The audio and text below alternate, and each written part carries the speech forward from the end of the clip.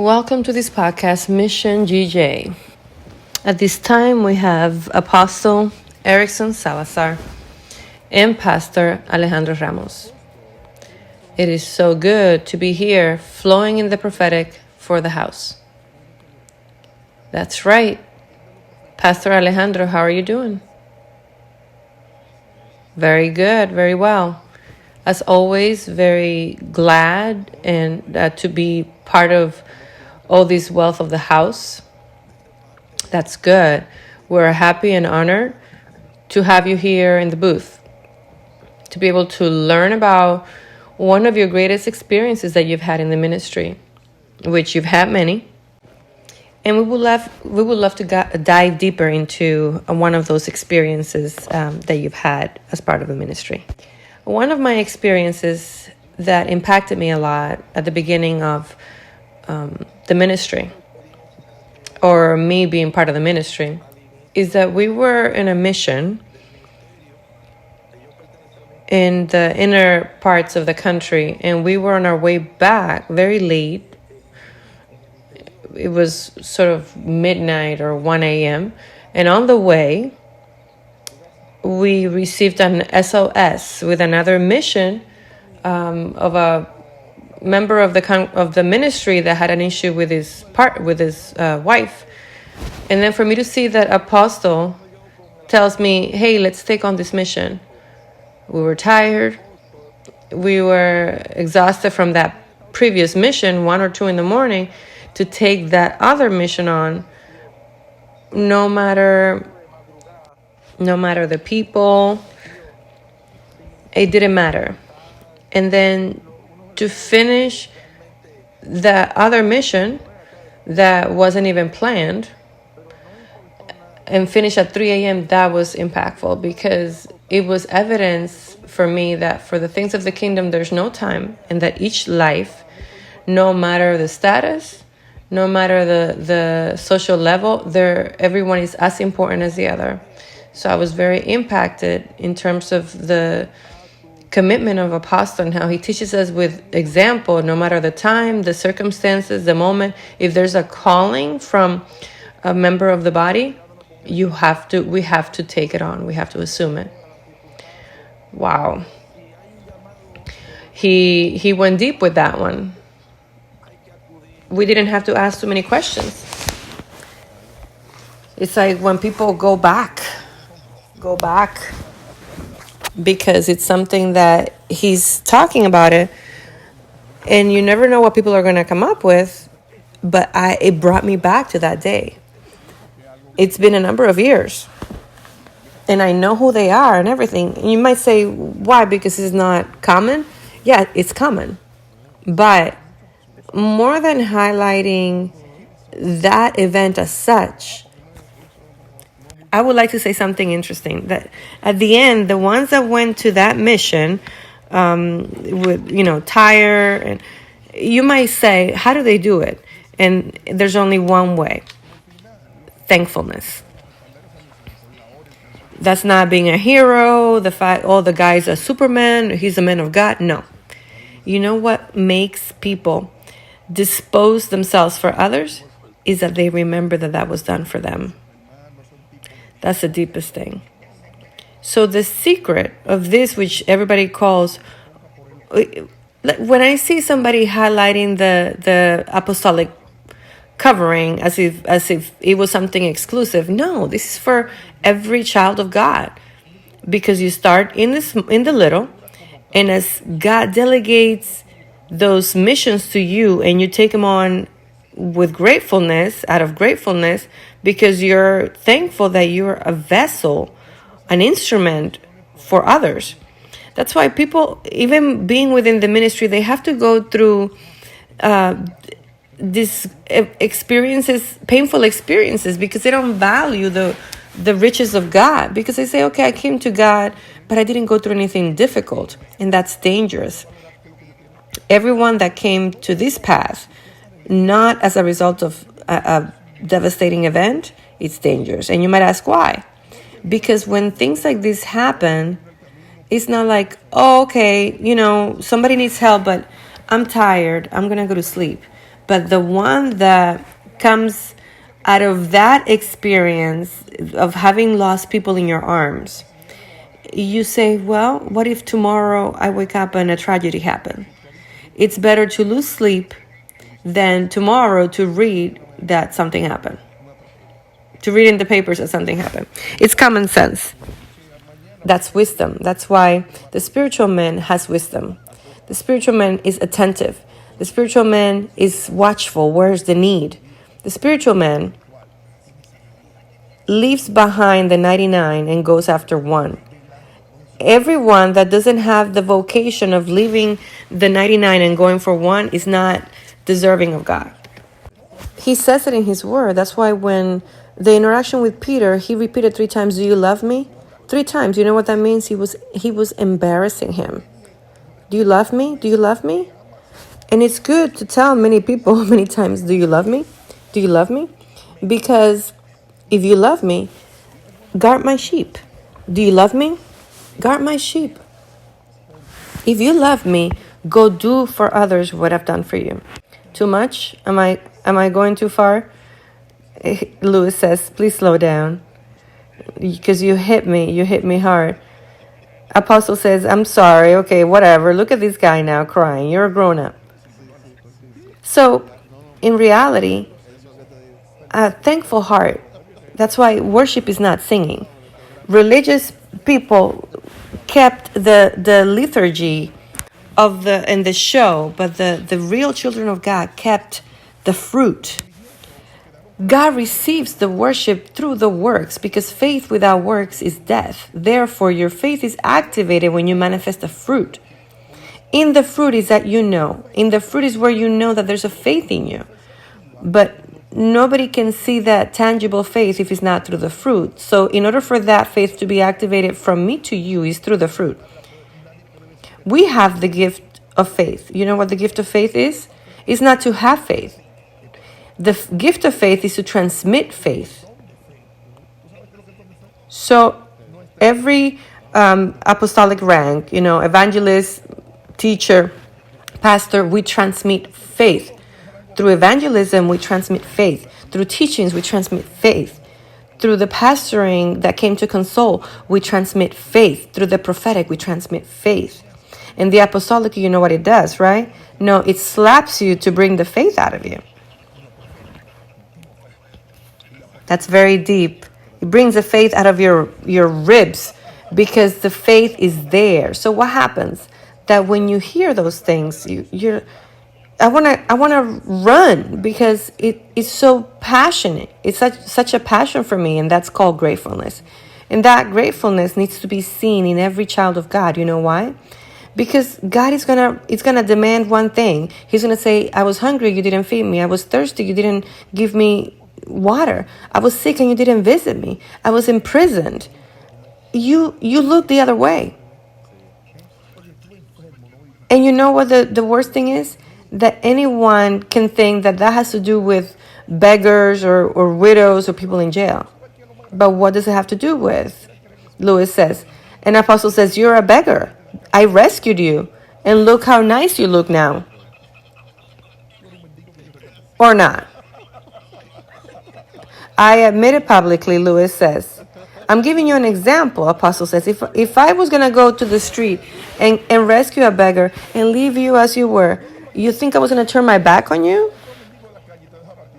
Pastor Alejandro, go ahead.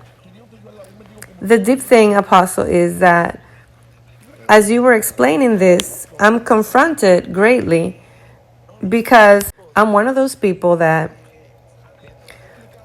maybe I'm not coming from a whole lot of situations that I've experienced, as you might say, because God has saved me from a lot of things. And I understood that instead of me being thankful to God, the ministry had to be grateful to me. See how crazy? Instead of me being thankful to God and doing things for God, I understood that the ministry had to be thankful to me because of what I had done. And that's why my work had a limitation. And it was like, no, Apostle has to acknowledge for what I've done. They have to acknowledge me for what I've done. When it didn't have anything to do with acknowledging me, but with me acknowledging everything the Father has done for my life. for me to then be able to accomplish the mission as you've been doing it. That is not for anyone, but for what God has done for you. Thankfulness, Apostle says. And look how deep. For you to see the context, it's deeper. It's not that you were seeking to be acknowledged, but you forgot that the word says that those that are given much will be demanded much. So it was a double-edged sword. You're demanding to be acknowledged, but you didn't know that the word says, acknowledge you? You haven't given anything. You have to give much more than anybody else. Those that are given much will be demanded much. I've never asked for what I have. I've been given as a sponsoring from God, but that doesn't mean that I'm going to now lay back and relax with what I've been given. No, I have to do more because I've been given much. I was given a lot of revelations. That's why I speak much. I've given resources. I use them for many. Why do you think I move for one life to go baptize somebody in the middle of the country, and I go take two planes, 3 planes, or 2 cars? Because I'm thankful. The gratefulness that's a child of God in a prison asking to be rescued. How many adolescents are at home screaming, asking for help, saying help, help, and they're alone. And the Holy Spirit tells you sometimes, call so-and-so, seek out so-and-so, and you're like, I'm sleepy. Listen, I wake up 365 days a week. It's receiving the information from the Spirit. Aside from my steady work, is call so-and-so. So I'm always trying to find out where everybody is. Doesn't matter what country. I want to know how everybody is. It doesn't matter. It's all the time. And Lewis says it's always in the time that the Spirit dictates. I'm going to be demanded. What did you do with everything that I gave you? And here I'm going to say, these are all the ones that you gave me. This one didn't want to connect. This one says that he didn't want to do it the way the apostolic established. And I'm going to show him everyone. And I know where everybody is. And I know their spirits. Because that's what I've been entrusted. So that's why you have the covering that you have. Because who exposes? The apostle. So if the apostle that is the one that exposes and sees that people are rejecting the calling, he leaves them right there. So that the boss can come and bring the weeds from the oats. Because the oats and the weeds grow together. But I cannot bring out the weeds. I have to wait for the owner of the village, of the owner of the harvest, to take out the weeds so that I won't damage the oat. Very deep.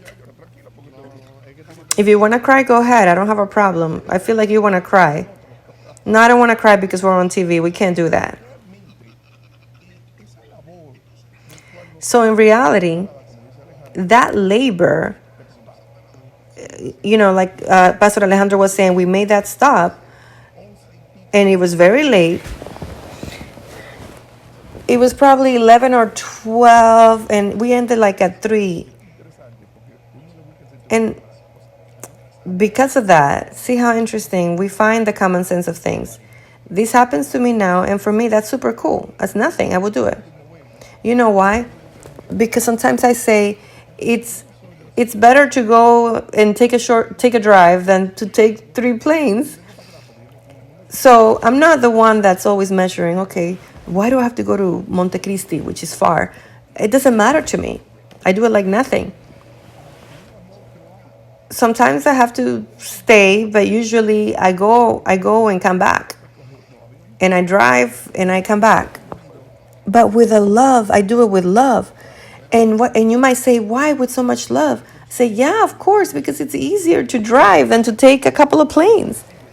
I've learned that, of course, before this was not normal, but now when there's so many international missions, now when I have to assume missions in my territory here, it's much easier. But it's cool. And Louis says, because you've been trained in this territory. And Apostle says, there's something nice that it's what you're thankful for. God always sponsors his children and his projects.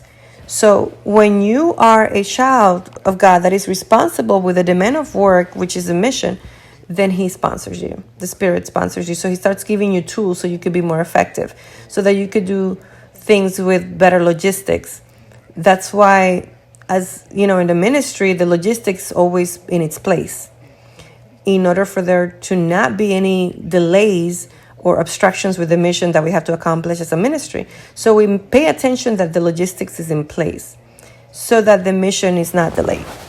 Imagine when Christ was born, that they came and they brought myrrh and incense and gold. That was the sponsoring for that child.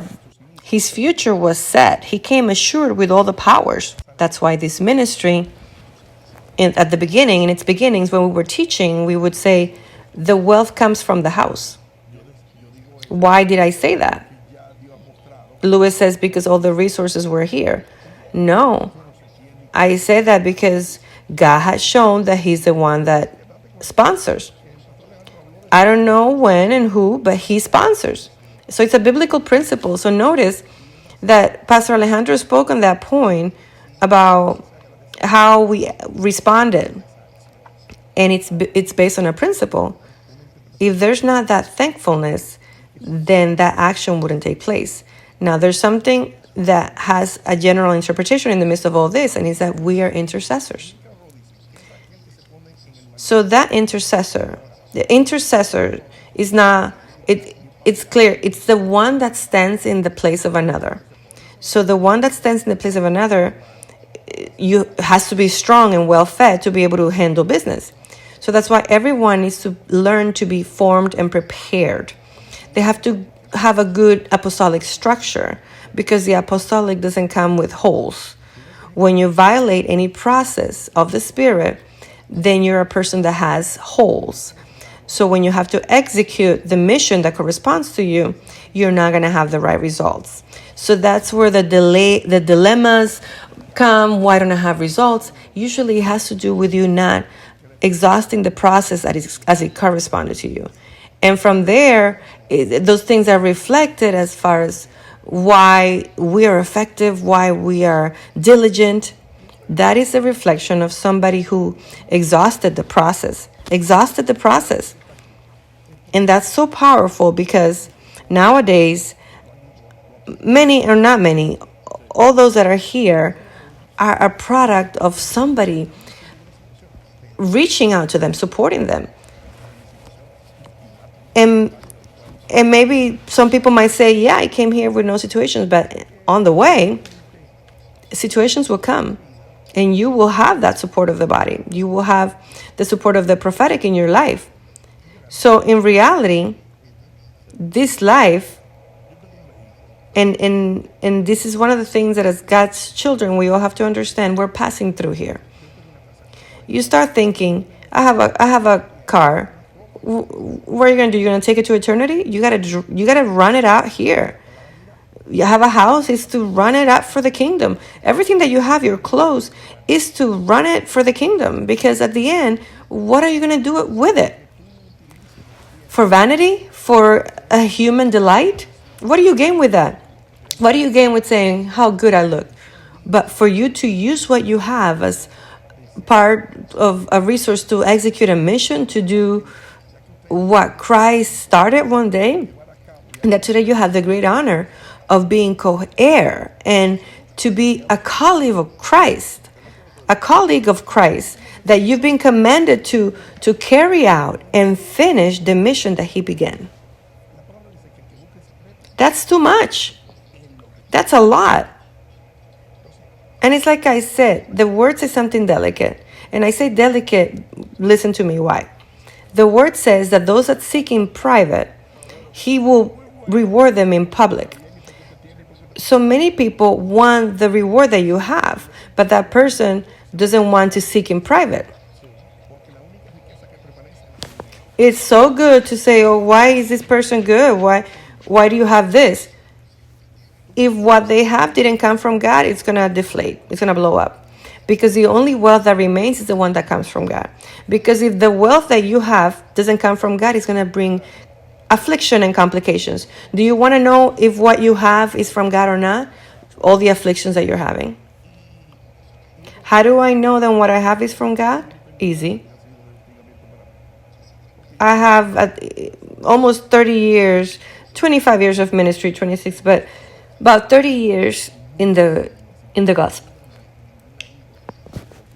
And I tell you something, up to this day, I have nothing that burdens me because I'm one of the ones that I do based on what I have. So everything that I have cannot be an aggravation to me or bothersome. And I've never had a situation of debt or any sort because what I do is kingdom. And everything that I have is in its place because the only thing I have is for the kingdom. That's it. My chair, my bed is kingdom and it's designed for kingdom. Everything is that I have is designed for the kingdom and it flows kingdom. And everyone that comes to my house feels kingdom and the meetings is kingdom. Because that's part of you knowing to redirect everything towards God. Because at the end, we're passing through. And when the word says that there's a purpose in our lives, if you have a purpose, then design your life based on the purpose that Christ has for you, that God has for you. And if you're a singer, you have to have a study or a studio and put everything together because you're a singer. But if you're a prophet, as we all are, we're all prophets, then make your investments 100% in your environment along the line of the prophetic. I don't have a pencil that is extra in my life. I have what I need. And what I don't have is because I don't need it.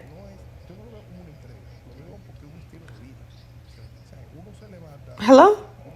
So it's like I say, it's like we're aligned, and that's why sometimes we act and respond with a commitment that we have. But I don't see it as commitment; it's a lifestyle.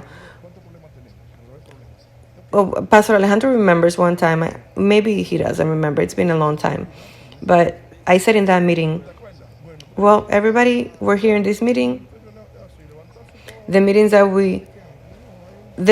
that we have are to see which problems we have and it's to fix the problems. What problems do we have? The meetings are to evaluate how many problems we have. Remember? Yeah, I remember, Pastor Alejandro says. And that was a ministry, oh, there's a marriage that's having issues or so-and-so's son has a situation and we're solving problems. And do you think a person can have a happy emotional state when they wake up?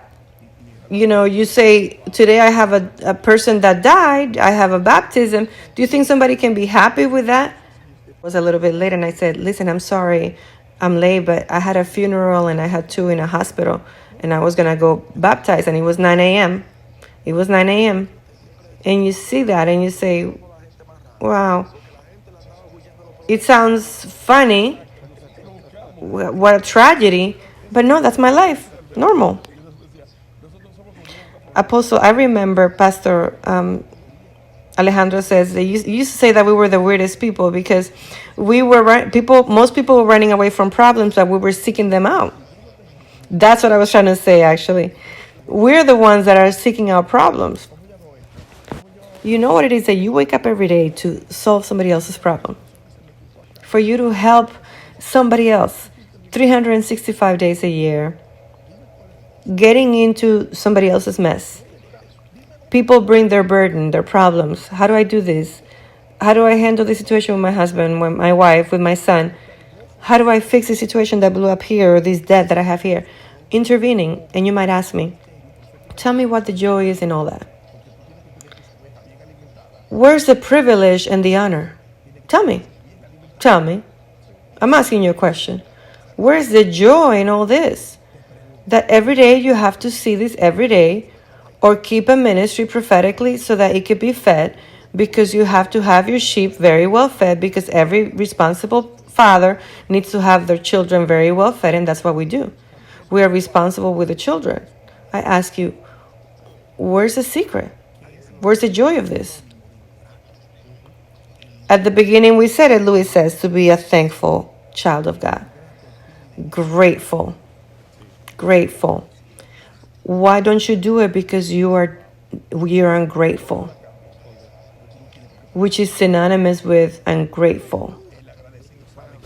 Ungrateful doesn't care about, the ungrateful person doesn't care about anyone. They're asking and expecting to be given. The grateful person gives and doesn't expect anything in return.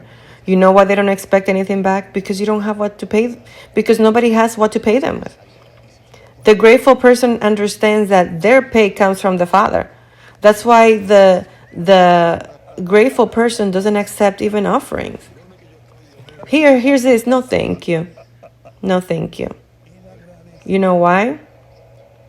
It's not because they might not want it. It's because God's payment is greater. And if they take some of those crumbs, they lose it all. That's deep. Where am I? Alejandro says. The grateful one every day gives thanks to God for the new day. Because the fact that we're breathing, I say this so much because I want to get inside people's heads so they understand. I rise up and I'm so grateful. I serve God. What an opportunity to serve. That's the greatest thing. There's nothing more honorable than to serve. It's such that it says that if you want to be the greatest, you have to serve the smallest. That's why I serve, because I know who I am. Because I know who I am, I serve. And we are to serve, because serving is that we can show the Father. Serving is that we can model Him. That's why Christ came to serve. And we are the example of Christ. You know how we evangelize in this ministry? With the fruit. That's true. And one of the greatest synonyms of fruit is service. So imagine, you cannot construct anything with word. I didn't build this ministry talking. No, I didn't talk. I liberated the prophetic. That's one thing. But even if you liberate the prophetic, there's more. There's the work. It has to be hand in hand with works. So in one way, you were educating and teaching and liberating the prophetic, but in another way, you were modeling how it was done.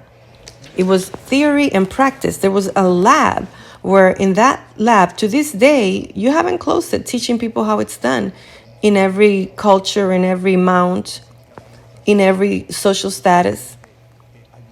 You showing and modeling how it's done. This is the protocols and this is how you report. This is what we do with this, because in all those cases, we handle them within a line of report, because we need to know where everybody is. And if everybody's doing, helping and being informed and being sent.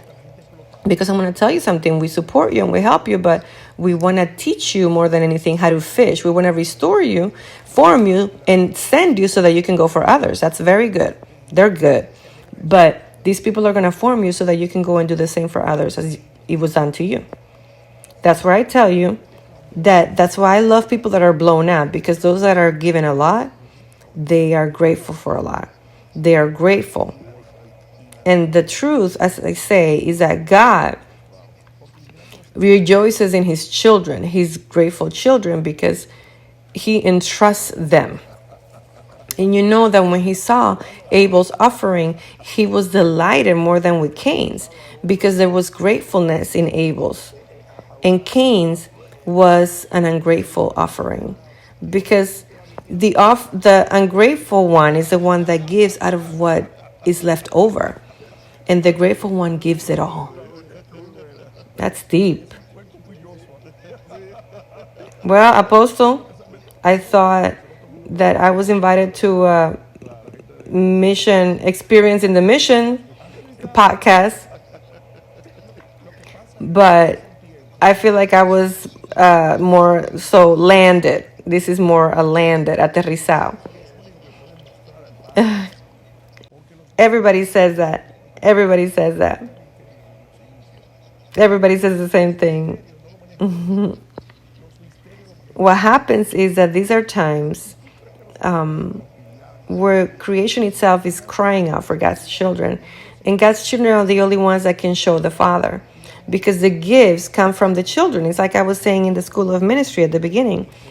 that the mysteries are not handled by the witchcraft people, but by God's children. And you think the mysteries and the wonders and the prodigies are handled in ease and or in a cool and harmonious situation? No. The fruit, the miracles, the wonders are handled in contradictions, in problems, in situations of crisis. I just came back through the Punta Cana airport, and there were thousands.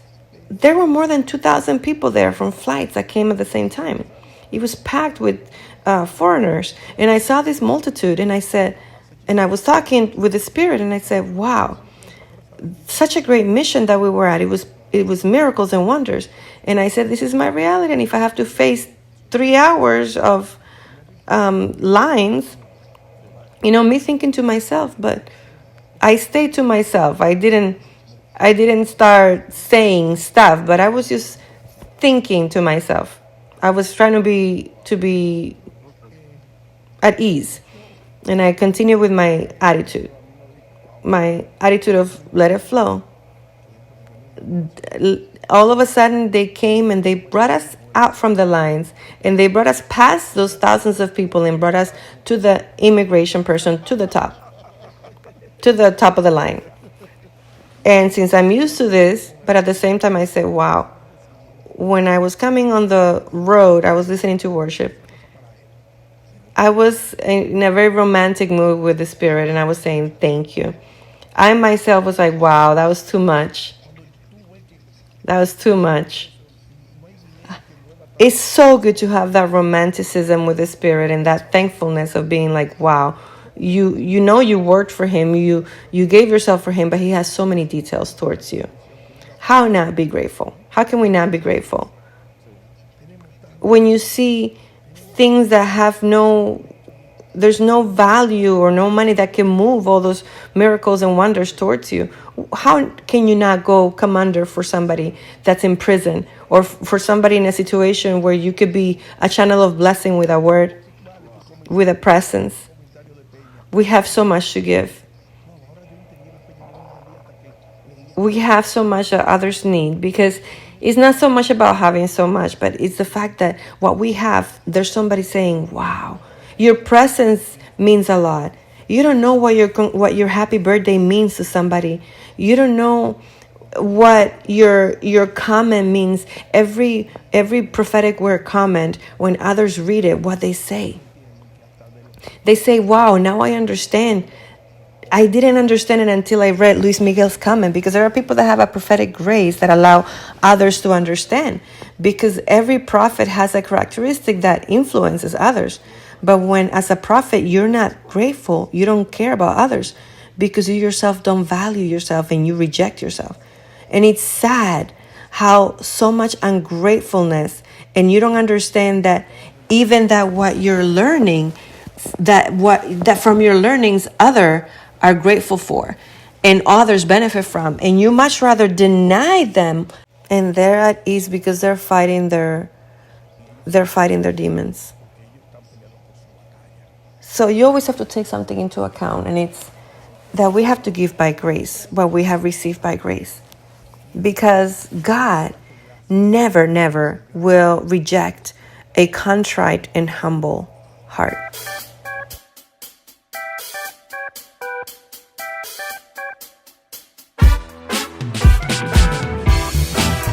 Gracias por sintonizar nuestro podcast Misión GJ. Nos vemos en un próximo episodio.